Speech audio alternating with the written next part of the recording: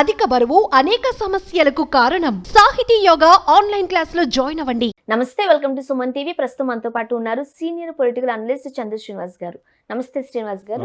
శ్రీనివాస్ గారు, కొత్త సంవత్సరంలో రేపో మాపో ఏపీలో ఎన్నికల నోటిఫికేషన్ విడుదల కాబోతున్న తరుణంలో జగన్మోహన్ రెడ్డి గారు అంటున్న ఒక వ్యాఖ్య ఒక స్పాట్లో నిలిచిందనే చెప్పొచ్చు. సింహం ఎప్పుడు సింగిల్ గానే వస్తుందని.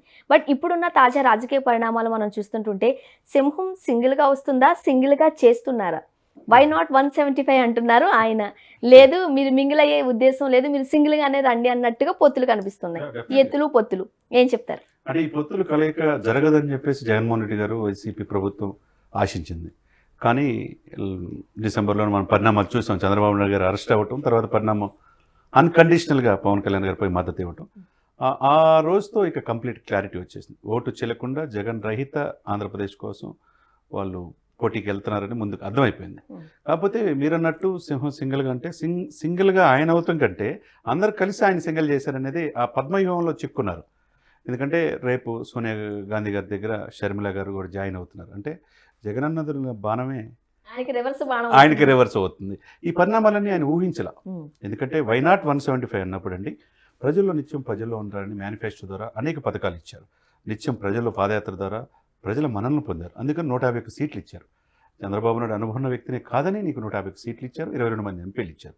ఇచ్చినప్పుడు మళ్ళీ వై నాట్ 175 అనే పరిస్థితిలో ఎందుకు ఈ పరిస్థితులు ఎమ్మెల్యేలు మారుస్తున్నారు?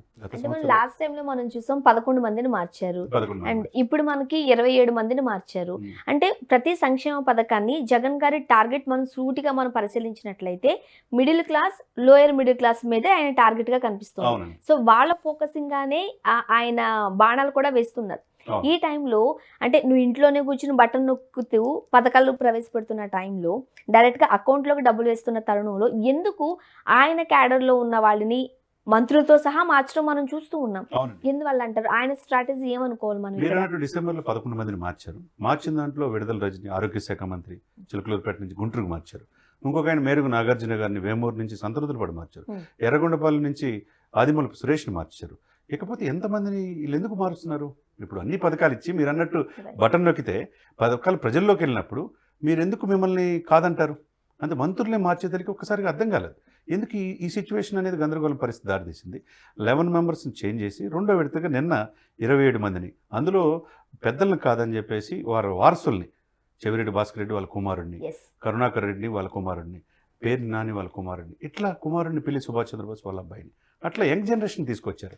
కొన్ని స్థానాల్లో అయితే హిందూపురం ఎమ్మెల్యే మాధవ్ని కాదని చెప్పేసి ఇంకొక ఆమెను తీసుకొచ్చి ఎంపీలు కూడా మార్చేశారు. భరత్ని అయితే అక్కడ ఎంపీని కాదని చెప్పేసి ఆయన్ని ఎమ్మెల్యేగా పోటీ చేస్తున్నారు. ఇవన్నీ పరిణామాలు ఏంటంటే ఆయన ఏ ఛాన్స్ తీసుకోదలుచుకోలేదు. ఎందుకంటే అవతల ప్రతిపక్షాలనే ఏకమైపోయినాయి, సింగిల్ అయిపోయాడు. సింగిల్ అయినప్పుడు ఏం చేయాలి? స్ట్రాంగ్గా వెళ్ళాలి తప్పితే, వాళ్ళని ఎదుర్కొని పోరాడాలి తప్పితే చాలా కష్టం అనమాట. అంటే ఉభయ గోదావరి జిల్లాలో బలమైన సామాజిక వర్గాల కాపులతో పాటు బీసీలు, సెట్టిబల్జీలు అందరూ ఉన్నారు. కాబట్టి అక్కడ ఆ సామాజిక వర్గాలు నిన్న ఇచ్చిన లిస్టులో 5 కాపులకి ఇచ్చారు. ఎందుకంటే ఆపోజిట్ పవన్ కళ్యాణ్ గారు వస్తున్నారు కాబట్టి. ఆయన కూడా ఇప్పుడు చాలామంది అనుకుంటున్నారు భయపడి చేస్తున్నారు అనుకుంటారు. భయం వెనక అతనికి ఊహ ఉంటుంది. సింగిల్గా ఉన్నప్పుడు చాలా కాన్ఫిడెంట్గా ఉంటుంది కదండి. 151 నుంచి 175 అవ్వాలని కోరిక ఆయనకి. 22 మంది నుంచి ఎంపీలు, 25 ఎంపీలు మనకు కావాలంటున్నారు. కావాలి అనుకుని వెళ్ళేటప్పుడు కొన్ని డ్రాస్టిక్ చేంజెస్ తీసుకోవాలి. ఇదే సమయంలో షర్మిల గారు కాంగ్రెస్ పార్టీని ఆ బాధ్యత తీసుకోవటం రేపు ఒక రకంగా ఈయనకి అది ఊహించాల. ఎందుకంటే ఈ పరిణామాలన్నీ చంద్రబాబు నాయుడు, పవన్ కళ్యాణ్ గారు కలుస్తారు అనుకున్నారు. కానీ చెల్లెలు తన వదిలిన బాణం తనకే వస్తుందని ఆయన ఎక్స్పెక్ట్ చేయాలి. ఈ పరిణామాలు ఒక రకంగా కాంగ్రెస్కి ఉత్సాహం వచ్చింది, నూతన ఉత్సాహం. ఎడిదిరి కేవీపీ రామచంద్ర, రఘువీరారెడ్డి లాంటి వాళ్ళు, చాలా మంది జేడీ శీలం గారు లాంటి వాళ్ళు ఉన్నారు, కనిపిస్తున్నాయి. అది కాకుండా మీరు ఒకటే అండి, అంతకుముందున్న వైసీపీ ఓటు బ్యాంక్ అంతా ఎక్కడిది? కాంగ్రెస్దే. ఆ రోజు రాష్ట్ర విభజన సహితంగా కాదని చెప్పేసి మొత్తం షిఫ్ట్ అయిపోయారు. ఇక్కడ తండ్రి కొడుకు కదా, వారసుడిగా ఆ పార్టీని చూద్దామని చెప్పి వైసీపీ షిఫ్ట్ అయ్యారు. ఇప్పుడు వాళ్ళనే లాక్కోవాలి ఇక్కడ బయటికి. అదే సమయంలో బ్రదర్ అనిల్ కూడా క్రిస్టియానిటీ ఓట్ల మీద ఆయన చాలా చారిటీస్ మనం చూస్తూ ఉంటాం. ఆయన కూడా పూర్తిగా వాళ్ళకి ఒక రకంగా ఆర్థికపరమైన లావాదేవీల్లో ఏదో తేడా ఉన్నది. కాకపోతే వైరం అనేది ఉండదు. ఇంతవరకు ఆ కుటుంబ వ్యవహారము కుటుంబంలోనే ఉండేది.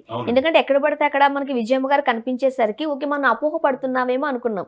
ఎప్పుడైతే షర్మిల గారు కాంగ్రెస్ లోకి ఎంట్రీ ఇచ్చి రివర్స్ బాణంగా వచ్చారో తేటతలం అయిపోయింది. సో ఇప్పుడు ఏపీ ప్రజలు చూపు ఎట్లా ఉంటుంది, తిన స్ట్రాటజీ ఏ విధంగా ఉంటుంది అనేది జగన్మోహన్ రెడ్డి గారికి అర్థమవుతుంది అనుకోవచ్చా? డెఫినెట్గా అండి. మీరు అన్నట్టు విజయమ్మ గారిని ఆమెని పిలిచెల్లా గౌరవించి ఆమె పదవిని శాశ్వత అధ్యక్షాలు తీసేసి ఆయన తీసేసుకున్నాడు. అంటే తల్లిని అక్కడ అంటే రేపు ఏమవుద్దనే తల్లిని చెల్లిని కూడా నమ్మట్లే. అక్కడ రాజకీయాల్లో ఏంటంటే పాలిటిక్స్ తెలిసిన వాళ్ళ సక్సెస్ అయ్యేది, తన మన ఏముండదండి. చెల్లిని కన్ఫైన్ చేస్తే ఆమె విజయమ్మ గారు తెలంగాణలో 3,000 కిలోమీటర్లు పాదయాత్ర చేస్తే తన కూతురికి బాసటగా నిలిచారు. అక్కడ 3,000 కిలోమీటర్లు పాదయాత్ర చేసిన తర్వాత కాంగ్రెస్ పిలుపు మేరకు ఓటు చీలితే కేసీఆర్ గారికి బెనిఫిట్ అయ్యిద్దని చెప్పి పోటీ చేయకుండా అధిష్టానం ఒప్పించేసి అక్కడి నుంచి అక్కడ తప్పుకున్నారు. ఎందుకంటే అక్కడ కోడలైనా చెప్పి ఇప్పుడు ఏంటి పరిస్థితి, ఆంధ్రప్రదేశ్లో కాంగ్రెస్ని బతికించుకోవాలా. ఎందుకంటే రేపు రాహుల్ గాంధీ ప్రధాని అవ్వాలంటే దక్షిణ భారతదేశాల్లో తెలంగాణ ఇప్పుడు ఎట్లయితే తెలంగాణ ఇచ్చి కూడా 10 సంవత్సరాల తర్వాత కానీ రేవంత్ రెడ్డి రూపంలో అధికారంలో రాలా. ఇప్పుడు కాంగ్రెస్ ఇప్పటికిప్పుడు రాకపోవచ్చు, కానీ కొన్ని సీట్లైనా వచ్చి పోటీ చేసే అవకాశం ఉంది కదా. ఆమె చీల్చే ఓట్లు కూడా రేపు ఎవరికి ఎఫెక్ట్?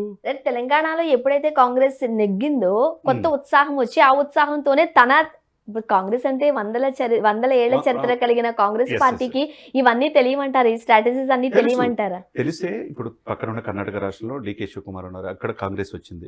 ఇప్పుడు ఆ ఫార్ములాలో 6 క్యాండిడేట్ల ద్వారా ఇక్కడ వచ్చారు రేవంత్ రెడ్డి రూపేణ. ఇప్పుడు ఆంధ్రప్రదేశ్లో కూడా ఆ పార్టీ బతికించుకోవాలనుంది. ఎప్పుడు ఫేస్ వాల్యూ ఫేమ్ ఉన్న వాళ్ళు ఎవరంటే షర్మిల గారు, అంటే వైఎస్ రాజశేఖర రెడ్డి గారి యొక్క తనయ్యగా పేరుంది. ఆ రోజు 16 నెలలు జైల్లో ఉన్నప్పుడు జగన్మోహన్ రెడ్డి గారికి ఆ పార్టీని ఆమె ఎంతో కృషి చేసింది. ఆ విధంగా పార్టీని ప్రక్షాళన ఇచ్చేసే క్రమంలో ఆమెకి ఒక మంత్రి పదవో లేకపోతే రాజ్యసభ ఏ రోజు కూడా అన్నఇవ్వాల. అదేవిధంగా వాళ్ళ అమ్మగారికి కూడా ఏం ప్రాధాన్యత ఇలా, ఇప్పుడు వాళ్ళ బావగారికి కూడా ఇవ్వాల. అప్పుడు వాళ్ళంతా ఒకటి అయిపోయారు. ఇప్పుడు ఈరోజు ఢిల్లీ బయలుదేరుతున్నారు, రేపు సాయంత్రం 4 గంటలకు ఆమె అఫీషియల్గా జాతీయ కాంగ్రెస్ చేరబోతున్నారు.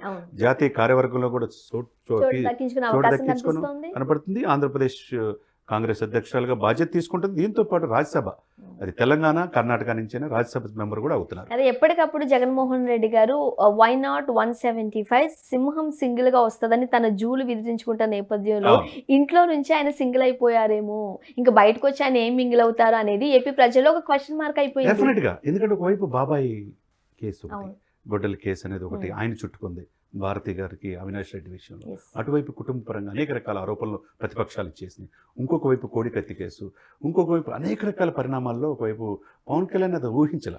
వీళ్ళిద్దరు కలవకూడదని చివరి దాకా ప్రయత్నం చేశారు. ఎందుకంటే చూడండి, చాలా మీటింగుల్లో పవన్ కళ్యాణ్ ఎక్కువగా ప్రశ్నిస్తుంటాడు, మ్యారేజ్ స్టార్ అయ్యి అని చెప్పేసి. వీళ్ళు కలిసే తలకి ఏంటంటే ఆయనకి ఏంట్రా పరిస్థితి, ఈ అభ్యర్థులు మారవకపోతే గెలిచే పరిస్థితి లేదని క్షేత్రస్థాయిలో అభ్యర్థులు మారుస్తున్నారు. ఒకవైపు రేపటి నుంచి స్ట్రాటజీ ఎలా ఉంటుందో, రేపు వాళ్ళ సిస్టర్ జాయిన్ అయిన తర్వాత ఏ నిర్ణయం తీసుకుంటారో, ఏం జరగబోతుందో తెలియాలంటే మనం కూడా వెయిట్ చేయాల్సిన పరిస్థితి. కాకపోతే ఇక్కడ పాయింట్ ఏంటి అంటే, ఇన్ని సంక్షేమ పథకాలు ప్రవేశపెట్టినా బటన్ నొక్కితే ఏకంగా డబ్బులు అకౌంట్లోకి వెళ్ళిపోతున్నా, నేరుగా వెళ్ళిపోతున్నా, ఏపీ ప్రజలు నమ్మే పరిస్థితుల్లో ఉన్నారా జగన్మోహన్ రెడ్డిని? నిజంగానే 175 స్థానాలు మళ్ళీ ఇచ్చే అవకాశం కనిపిస్తుందా? చాలా కష్టంగా ఉందండి ఇప్పుడు. ఎందుకంటే ఆంధ్రులకి వాళ్ళకి ప్రధానమైనది రాజధాని లేని రాష్ట్రం ఈ దేశంలో ఎక్కడ ఉందంటే ఆంధ్రప్రదేశ్.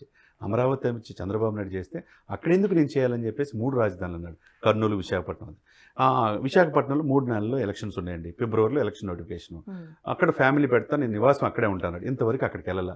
ఋషికొండలు మొత్తం కరిగించేసి 400 కోట్లతో విలాసవంతమైన బంగళాలు కట్టారు, కానీ అక్కడికి వెళ్ళలేదు. అసలు రాజధాని లేని రాష్ట్రం ఏంటంటే ఆంధ్రప్రదేశ్.